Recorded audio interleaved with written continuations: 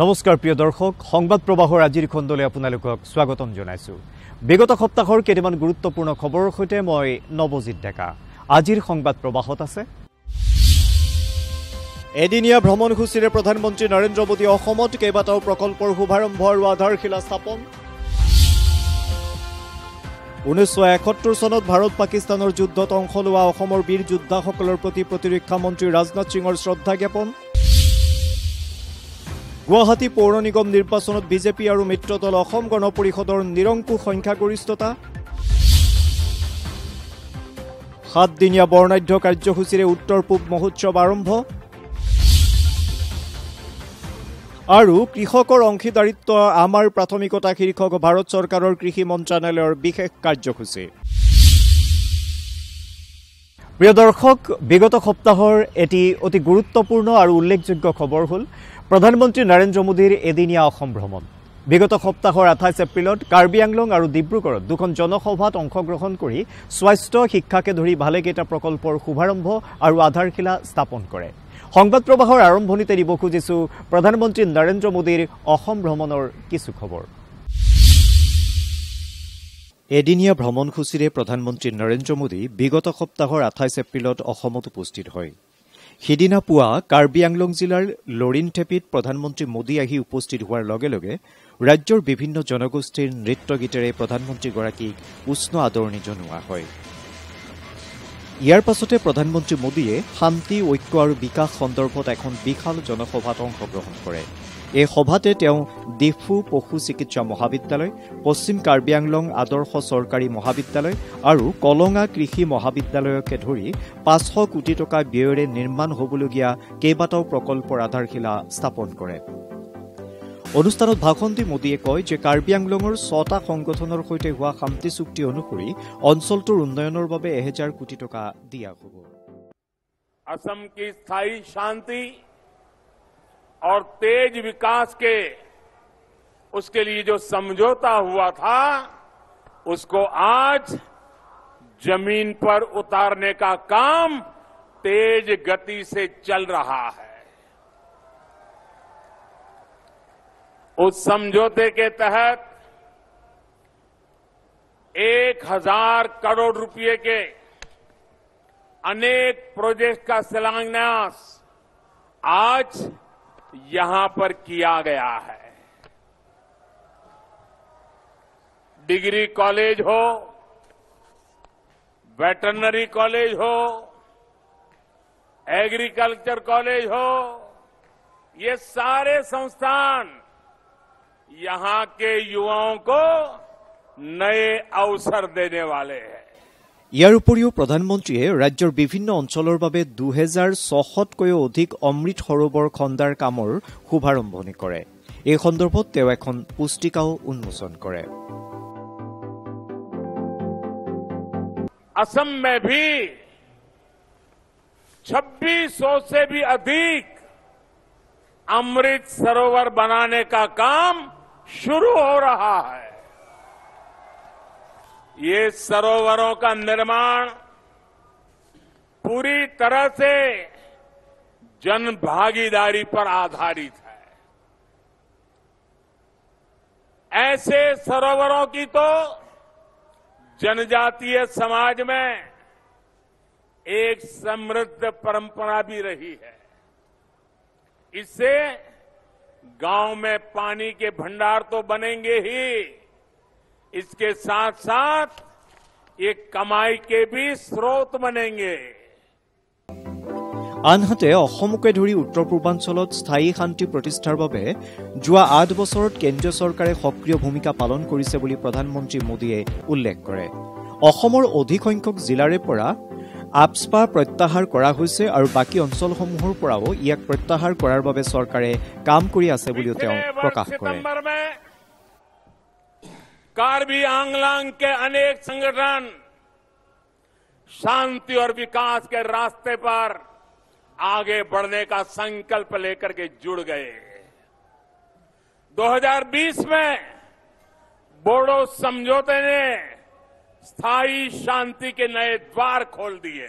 वर्षों में हालात को ऐसे संभाला गया कि आज असम के 23 जिलों से आपसा हटा दिया गया है। अन्य क्षेत्रों से भी हम तेजी से हालात सामान्य करने की कोशिश कर रहे हैं ताकि वहां से भी आपसा को हटाया जा सके। नागालैंड और मणिपुर में भी इस दिशा में बहुत तेजी से काम किया जा रहा है। हम पूरी तरह से आपके साथ हैं। मैं फिर एक बार, इतनी बड़ी तादाद में आप आशीर्वाद देने आए हैं, मैं फिर एक बार विश्वास दिलाता हूं। मैंने पहले भी कहा था, आपका ये जो प्यार है ना, इस प्यार को मैं ब्याज समेत लौटाऊंगा, विकास करके लौटाऊंगा।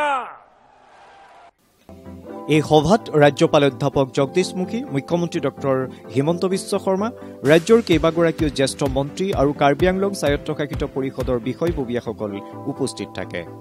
মুখ্যমন্ত্ৰী ডক্টৰ শৰ্মাই প্ৰধানমন্ত্ৰী মোদীক ধন্যবাদ জনাই কয় যে অসমক দেশৰ ভিতৰতে এখন উন্নত ৰাজ্য কৰি তুলিবলৈ ৰাজ্য চৰকাৰে সকলো ধৰণৰ পদক্ষেপ গ্ৰহণ কৰিব।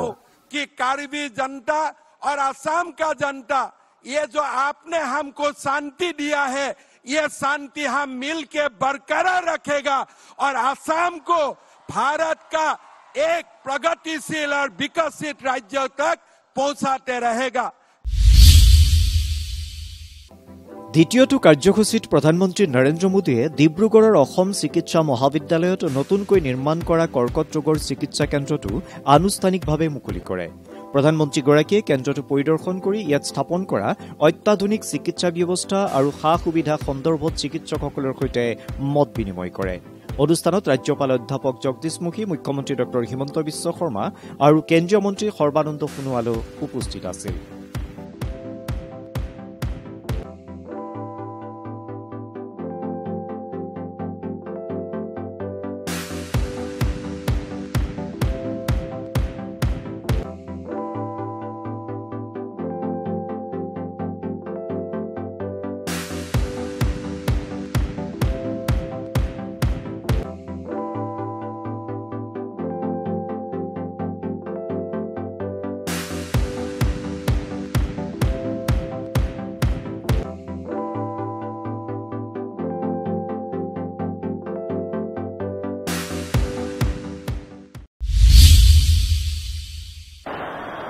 তাৰ পিছতে প্ৰধানমন্ত্ৰী নৰেন্দ্ৰ মোদীয়ে ডিব্ৰুগড়ৰ খনিকৰ পথাৰত আয়োজিত এখন জনসভাত অংশগ্ৰহণ কৰে। সভাৰ আৰম্ভণিতে প্ৰধানমন্ত্ৰীগৰাকীক বৃহৎ সংখ্যক বিহুৱা আৰু বিহুৱতীৰ দলে বিহু নৃত্য প্ৰদৰ্শন কৰি আদৰণি জনায়।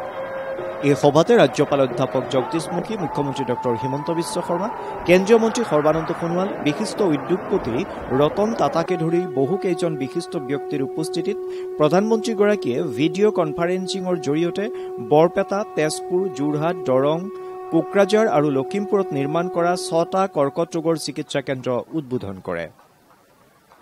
ইয়াৰ লগতে তেওঁ গোৱালপাৰা, ধুবুৰী, নগাঁও, গোলাঘাট, শিৱসাগৰ, তিনিচুকীয়া আৰু নলবাৰীত নিৰ্মাণ হ'বলগীয়া 7টা নতুন কৰ্কট ৰোগৰ চিকিৎসা কেন্দ্ৰৰ আধাৰশিলাও স্থাপন কৰে।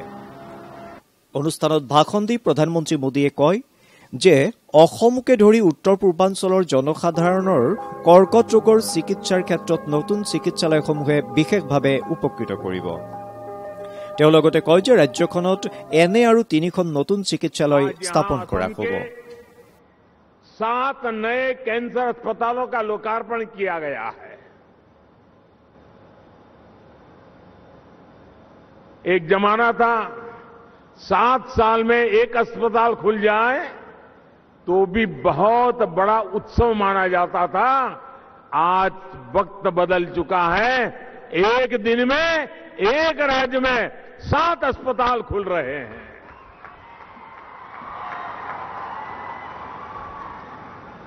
और मुझे बताया गया कि 3 और कैंसर अस्पताल आने वाले कुछ महीनों में तैयार हो जाएंगे आपकी सेवा में। इनके अलावा आज राज्य के 7 नए आधुनिक अस्पतालों का निर्माण कार्य भी प्रारंभ हो रहा है।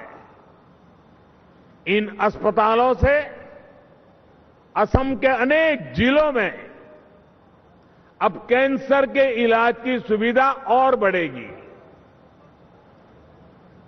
अस्पताल आवश्यक तो है और सरकार बना भी रही है, लेकिन मैं जरा कुछ उल्टी ही शुभकामना देना चाहता हूं। अस्पताल आपके चरणों में है, लेकिन मैं नहीं चाहता हूं कि असम के लोगों के जिंदगी में अस्पताल जाने का मुसीबत आ जाए। मैं आप सबके स्वास्थ्य की कामना करता हूं। आपके परिवार के किसी को भी अस्पताल जाना न पड़े और मुझे खुशी होगी कि हमारे सारे नए बनाए अस्पताल खाली ही रहे। বিগত সপ্তাহৰ অন্য এক গুৰুত্বপূৰ্ণ খবৰ হ'ল কেন্দ্ৰীয় প্ৰতিৰক্ষা মন্ত্ৰী ৰাজনাথ সিঙৰ অসম আগমন। উদ্দেশ্য 1971 চনৰ ভাৰত পাকিস্তানৰ যুদ্ধত অংশ লোৱা বীৰ যোদ্ধাসকলৰ স্মৃতিত শ্ৰদ্ধা জ্ঞাপন। স্থান শ্ৰীমন্ত শংকৰদেৱ কলাক্ষেত্ৰ। 1971 চনৰ ভাৰত পাকিস্তান যুদ্ধত অংশ লোৱা অসমৰ বীৰ যোদ্ধাসকলৰ স্মৃতিত শ্ৰদ্ধা জ্ঞাপনৰ উদ্দেশ্যে বিগত সপ্তাহৰ 23 এপ্ৰিলত গুৱাহাটীৰ শ্ৰীমন্ত শংকৰদেৱ কলাক্ষেত্ৰত আয়োজিত অনুষ্ঠানত কেন্দ্ৰীয় প্ৰতিৰক্ষা মন্ত্ৰী ৰাজনাথ সিঙে মুখ্য অতিথি হিচাপে উপস্থিত থাকে। অনুষ্ঠানত ভাষণ দি তেওঁ কয় যে 1971 চনৰ ভাৰত পাকিস্তানৰ যুদ্ধৰ ফলত উত্তৰ পূব বিশেষভাৱে লাভান্বিত হৈছে। তেওঁ লগতে কয় যে ভাৰত পাকিস্তানৰ যুদ্ধত শ্বহীদ হোৱা বীৰ জোৱানসকলৰ বলিদানক সমগ্ৰ দেশতে স্মৰণ কৰা হয়। অনুষ্ঠানত ৰাজনাথ সিঙে শ্বহীদ জোৱানসকলক উৎসৰ্গা কৰি দ্য ব্ৰেভ হাৰ্টছ অৱ 1971 শীৰ্ষক এখন হাতপুথি উন্মোচন কৰে। এই অনুষ্ঠানত ৰাজ্যপাল অধ্যাপক জগদীশ মুখী, মুখ্যমন্ত্ৰী ডক্টৰ হিমন্ত বিশ্ব শৰ্মাৰ লগতে বহুকেইজন বিশিষ্ট ব্যক্তি উপস্থিত থাকে। भारतीय सेना में अपनी जवानी खपाने के बाद जब कोई वेटरन बनता है और सक्रिय सेवाएं जब उसकी समाप्त हो जाती है, तब भी मैं मानता हूं कि उसके अंदर का सैनिक जीवित रहता है। अब मैं ये बोलते हुए लेफ्टिनेंट कर्नल काजी सज्जाद जहीर को मैं देख रहा था, तो मैं देख रहा था तेवर है, और इस उम्र में रिटायर होने के बाद भी एक तेवर है, और साथ ही साथ मिस्टर सज्जाद के आंखों में चमक भी है। और आज तो हमारे सेना में लगभग मोर देन 15 लाख, 15 लाख से अधिक ये जवान हैं, और वेटरन्स की संख्या तो इससे बहुत अधिक है। अच्छा, मुझे जानकारी नहीं थी कि हमारे नॉर्थ ईस्ट में इतने ज्यादा वेटरन्स हैं। मुझे बताया गया कि अप्रोक्सीमेटली 40,000, 38 to 40,000 ये हमारे वेटरन्स नॉर्थ ईस्ट में है। यानी बड़ी संख्या में नॉर्थ ईस्ट से लोग सेना में देश सेवा के लिए अपना जीवन समर्पित करने के लिए जाते हैं, भाग लेते हैं। बहुत बड़ी बात है। केंद्रीय प्रतिरक्षा मंत्री राजनाथ सिंहे शनिवारे गुवाहाटी खानापारार पशु चिकित्सा महाविद्यालयर खेलपथारत अनुष्ठित 7ম भारत औद्योगिक मेला 2022 परिदर्शन करे। भारत सरकाৰৰ উদ্যোগ মন্ত্ৰালয়ৰ উদ্যোগত অসম চৰকাৰৰ উদ্যোগ আৰু বাণিজ্য বিভাগে 4 দিনীয়াকৈ আয়োজন কৰা এই অনুষ্ঠানত মুখ্যমন্ত্ৰী ডক্টৰ হিমন্ত বিশ্ব শৰ্মা আৰু বিভাগীয় মন্ত্ৰী চন্দ্ৰমোহন পাটোৱাৰীও উপস্থিত আছিল।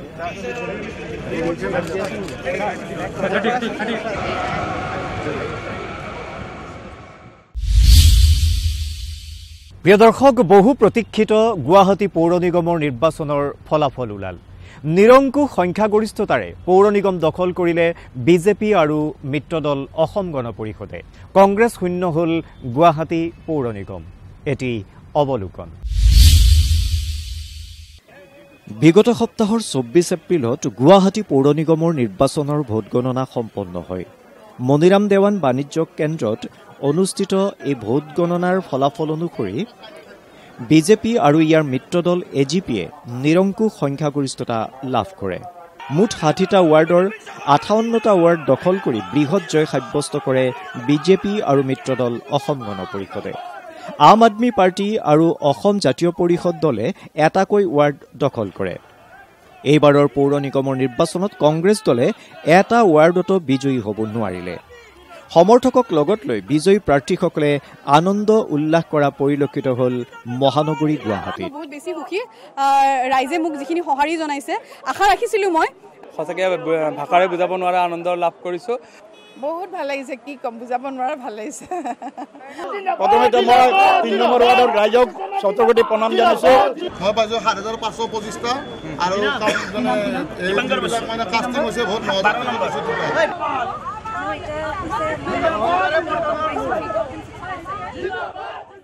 বিজেপি আৰু মিত্ৰ দলৰ এই বৃহৎ জয়ৰ বাবে প্ৰধানমন্ত্ৰী নৰেন্দ্ৰ মোদীয়ে টুইটযোগে বিজয়ীসকলক অভিনন্দন জ্ঞাপন কৰে।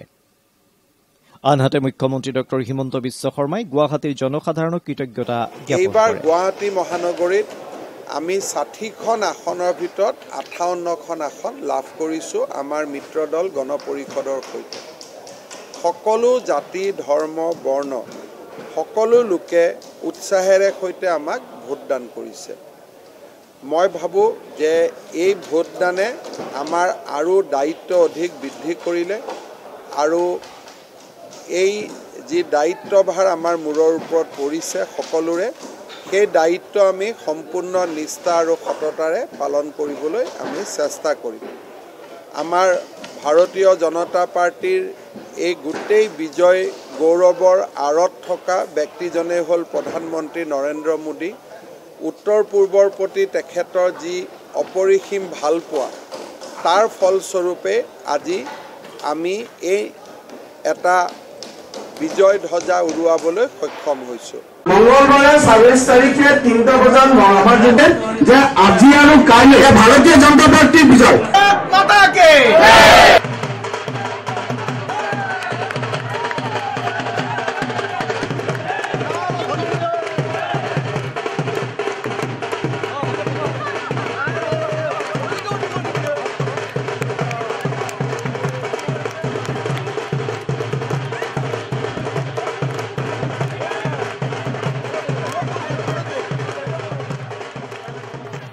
বিজেপিৰ ৰাজ্যিক সভাপতি ভৱেশ কলিতায়ো বিজয়ীসকলক অভিনন্দন জ্ঞাপন কৰে। ভাৰতীয় জনতা পাৰ্টিৰ যিটো কথা মাননীয় মুখ্যমন্ত্ৰী ডক্টৰ হিমন্ত বিশ্ব শৰ্মাই দেখাই দিছে, তাত জনতা সন্তুষ্ট আছিল। যদিও বিভিন্ন ধৰণৰ ইছ্যু বিৰোধী পক্ষই আনিছিলে, কিন্তু তেওঁলোকৰ বিশ্বাস আৰু আস্থাত বল আছে। সেইকাৰণে আমি গুৱাহাটী মহানগৰবাসীক প্ৰথমবাৰ ধন্যবাদ জ্ঞাপন কৰিছোঁ, শুভেচ্ছা জনাইছোঁ। প্ৰিয় দৰ্শক, আৰম্ভ হ'ল উত্তৰ পূব মহোৎসৱ। 7দিনীয়া বৰ্ণাঢ্য কাৰ্যসূচীৰে খানাপাৰাৰ অসম পশু চিকিৎসা মহাবিদ্যালয় খেলপথাৰত অনুষ্ঠিত হৈছে এই মহোৎসৱৰ এটি ৰেঙনি। আজাদী কা অমৃত মহোৎসৱৰ সৈতে সংগতি ৰাখি উত্তৰ পূব উন্নয়ন মন্ত্ৰণালয় আৰু উত্তৰ পূব পৰিষদৰ উদ্যোগত গুৱাহাটীৰ খানাপাৰাস্থিত অসম পশু চিকিৎসা মহাবিদ্যালয় খেলপথাৰত সপ্তাহজোৰা কাৰ্যসূচীৰে উত্তৰ পূব মহোৎসৱ অনুষ্ঠিত হৈছে। উত্তৰ পূবৰ প্ৰায়কেইখন ৰাজ্যৰ প্ৰতিনিধিসকলৰ উপস্থিতিত অসম বিধানসভাৰ অধ্যক্ষ বিশ্বজিৎ দৈমাৰীয়ে বৃহস্পতিবাৰে এই মহোৎসৱৰ উদ্বোধন কৰে। উল্লেখযোগ্য যে প্ৰথম দিনটোতে হাফ মাৰাথন, চাইক্লথন আৰু ৱাকাথন অনুষ্ঠিত কৰা হয়। উদ্বোধনী অনুষ্ঠানৰ সৈতে সংগতি ৰাখি বড়ো, মিচিং, কাৰ্বি, ৰাভা আদি জনগোষ্ঠীৰ সাংস্কৃতিক অনুষ্ঠান পৰিৱেশন কৰা হয়। স্বাধীনতা পোৱা ৭৫ বছৰ অতিক্ৰম হ'ল। গতিকে সেই ৭৫ বছৰ অতিক্ৰম হোৱা উপলক্ষে গোটেই দেশতে আজাদী কি অমৃত মহোৎসৱ নামেৰে আমি বিভিন্ন কাৰ্যসূচী লৈ এই ৭৫ বছৰ স্বাধীনতা দিৱসটো পালন কৰি থকা হৈছে। আৰু সেই হিচাপে অসম চৰকাৰ, ডনাৰ, মিনিষ্ট্ৰী অফ ডনাৰ আৰু নৰ্থ ইষ্ট কাউন্সিলে আজি প্ৰথম নৰ্থ ইষ্ট ফেষ্টিভেল, আজাদী কি অমৃত উৎসৱৰ নামৰ যিটো নৰ্থ ইষ্ট ফেষ্টিভেল, সেই নৰ্থ ইষ্ট ফেষ্টিভেলখন আজি শুভাৰম্ভ কৰিছে, আজিৰ পৰা আৰম্ভ হৈছে। প্ৰিয় দৰ্শক, বিগত সপ্তাহৰ অন্য এক উল্লেখযোগ্য খবৰ হ'ল কৃষকৰ অংশীদাৰিত্ব আমাৰ প্ৰাথমিকতা শীৰ্ষক এলানি বিশেষ কাৰ্যসূচীৰ। ভাৰত চৰকাৰৰ কৃষি মন্ত্ৰণালয়ে এই সম্পৰ্কে আয়োজন কৰে বিভিন্ন কাৰ্যসূচী। সংবাদ প্ৰবাহত এইবাৰ দিব খুজিছোঁ এই কাৰ্যসূচীৰ কিছু খবৰ। কামৰূপ কৃষি বিজ্ঞান কেন্দ্ৰৰ প্ৰাংগণত কৃষকৰ অংশীদাৰিত্ব আমাৰ প্ৰাথমিকতা নামৰ এই বিশেষ কাৰ্যসূচী আজিলৈকে অনুষ্ঠিত হ'ব। এই অনুষ্ঠানত মুখ্য অতিথি হিচাপে উপস্থিত থাকে গুৱাহাটীৰ লোকসভা সমষ্টিৰ সাংসদ কুইন ওজা। তেওঁ কৃষকসকলক প্ৰাকৃতিক খেতিৰ ওপৰত গুৰুত্ব প্ৰদান কৰি কম খৰচত বিজ্ঞানসন্মত পদ্ধতি গ্ৰহণ কৰিবলৈ আহ্বান জনায়। এই অনুষ্ঠানত কামৰূপ কৃষি বিজ্ঞান কেন্দ্ৰৰ বিজ্ঞানী ডক্টৰ ধীৰেন্দ্ৰনাথ কলিতায়ো বক্তব্য আগবঢ়ায়। স্বাধীনতাৰ অমৃত মহোৎসৱৰ লগত সংগতি ৰাখি আজি ইয়াত কৃষকসকলক অংশীদাৰ কৰি পেলাই তেওঁলোকক সন্মান জনোৱাৰ উপৰি কিছু তেওঁলোকক আমাৰ কৃষি বিজ্ঞান কেন্দ্ৰৰ পৰা তেওঁলোকক আহ্বান জনাইছে আৰু কিছু ইনফৰমেশ্যন তেওঁলোকক দিয়া হৈছে, যিবোৰ চৰকাৰে তেখেতসকলক সহায় কৰাৰ কাৰণে আঁচনি গ্ৰহণ কৰিছে সেইবোৰৰ বিষয়ে আলোচনা হ'ব। মাননীয় আমাৰ কেন্দ্ৰীয় মন্ত্ৰীও আজি ইয়াত অংশ ল'ব। আজিৰ পৰা কেইদিন এসপ্তাহ নহয়, এইটো 5 দিনৰ এই অনুষ্ঠান। কলিতা ডাঙৰীয়াই মোক মাতিছে আজি অনুষ্ঠানটোত যোগদান কৰিবলৈ, মই খুব আনন্দিত হৈছোঁ। আনহাতে চিৰাং জিলাৰ কাজলগাঁওস্থিত কৃষি বিজ্ঞান কেন্দ্ৰ চৌহদত কৃষকৰ অংশীদাৰিত্ব আমাৰ প্ৰাথমিকতা শীৰ্ষক কৃষি মেলা অনুষ্ঠিত কৰা হৈছে। এই কৃষক মেলাখনৰ শুভ উদ্বোধন কৰে ৰাজ্যসভাৰ সাংসদ ৰণগৌৰা নাৰ্জাৰী আৰু বিটিচিৰ কাৰ্যবাহী সদস্য ৰঞ্জিত বসুমতাৰীয়ে। এই কৃষি মেলাত জিলাখনৰ 2 শতাধিক কৃষকে অংশগ্ৰহণ কৰে। কিন্তু এইটো ভালদৰে মানে খেতিয়কসকলৰ লাভান্বিত হোৱাকৈ তাৰ ইমপ্লিমেণ্টেশ্যন যিটো ৰেট সেইটো বঢ়াব লাগে।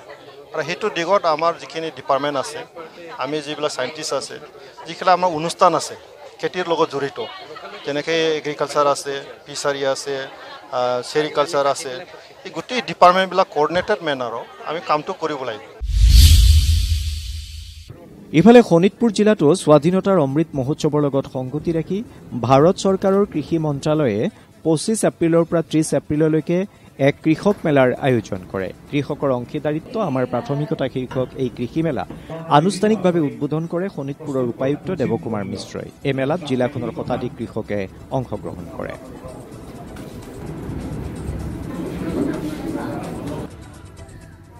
অমৃত সৰোবৰ প্ৰজেক্টটো আমাৰ ৰাজ্য চৰকাৰে নতুনকৈ দিছে। প্ৰত্যেক জিলাত 1 হেক্টৰকৈ মিনিমাম 75টা পুখুৰী খন্দাৰ কাৰণে। সেইটো আমি ইতিমধ্যে চিনাক্ত কৰিছোঁ। আমাৰ 2 দিনৰ ভিতৰতে আমি প্ৰত্যেকবোৰ তাত জিঅ' টেগিং কৰি আৰু প্ৰত্যেকবোৰ পুখুৰীৰ আমি উলিয়াই ল'ম, অৱস্থিতি উলিয়াই ল'ম, আৰু তাৰপিছত পৰ্যায়ক্ৰমে খুব সোনকালৰ পৰা কামবিলাক আৰম্ভ হ'ব। আৰু ইয়াৰো উদ্দেশ্য হ'ল আমি যাতে মৎস্য পালনৰ বাবে আৰ্থিকভাৱে স্বাৱলম্বী হ'ব পাৰোঁ। প্ৰিয় দৰ্শক, এয়াই আছিল সংবাদ প্ৰবাহৰ আজিৰ খণ্ডৰ খবৰ। পৰৱৰ্তী সপ্তাহত আৰু কেইটামান গুৰুত্বপূৰ্ণ খবৰৰ সৈতে মই নৱজিৎ ডেকা আপোনালোকৰ সন্মুখত পুনৰ উপস্থিত হ'ম। আপোনালোকে চাবলৈ নাপাহৰিব DD অসমৰ অনুষ্ঠান সংবাদ প্ৰবাহ সম্প্ৰচাৰিত হৈ প্ৰতি শনিবাৰে দিনৰ 2:30 বজাত। তেতিয়ালৈ বিদায় লৈছোঁ। নমস্কাৰ।